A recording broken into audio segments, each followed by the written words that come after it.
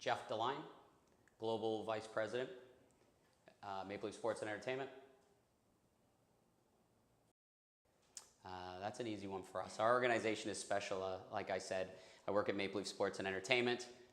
We own the Toronto Maple Leafs, the Toronto Raptors, Toronto FC, and they're really the rallying points for the city of Toronto. It's where people who are actually at regular jobs go to on the weekends and nights, and it's not really vice versa. So we can capture the passion, the avidity, the loyalty, everything that Toronto people do on the weekends in their spare times.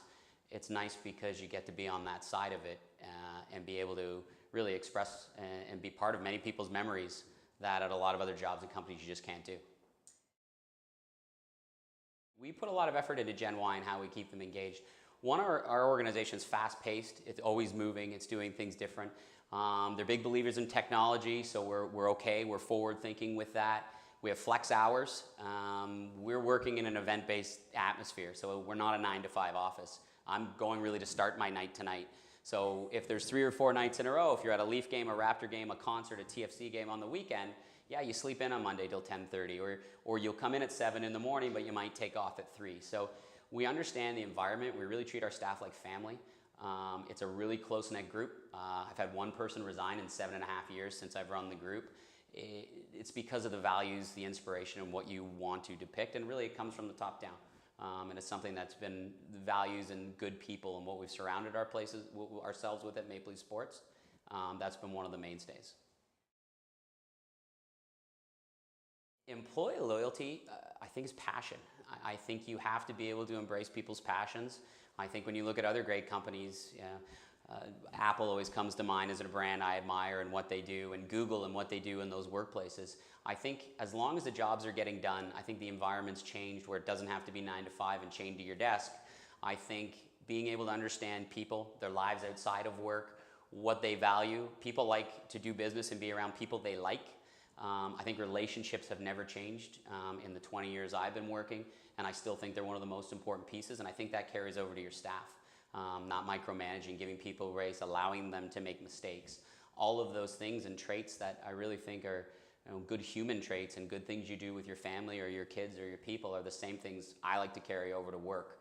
And I treat them as really part of my family, and I think that's really important to get the most out of your staff and your teams. We talk about our employer brand every day. We can post a job, I can post a coordinator job and get 600 resumes in 3 or 4 days. The difference is you still need to live up to what your promises are, to what those people see in the marketplace. Not winning for us has been a real challenge to our employer brand. This city is, you look what's happening at Maple Leaf Square tonight. There's 10,000 people standing in the rain watching a game on a video board because they've been starved and we haven't lived up to the brand promise, to be quite honest, and it's in our identity and what we do.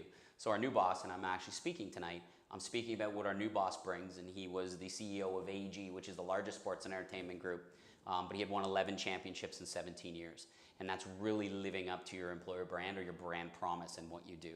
It's not a plaque on the wall. Yes, vision and mission statements are important, but until you can walk the walk and actually start winning and doing what you're doing, which you've seen this quick turnaround on the Raptors side, it's something you do need to think about every day. Also with us, everything we do and every move we make usually ends up on the front page of the newspaper. Very different than if Coke were to raise the price of a can of Coke by 3 cents. That doesn't make the front page of the Toronto Star or lead the news. Every time we raise a ticket price, we change something because our consumers, it's the other side of it, being so passionate and loyal that you really have to think about it and really keep that employer brand top and center of mind whenever you're doing anything.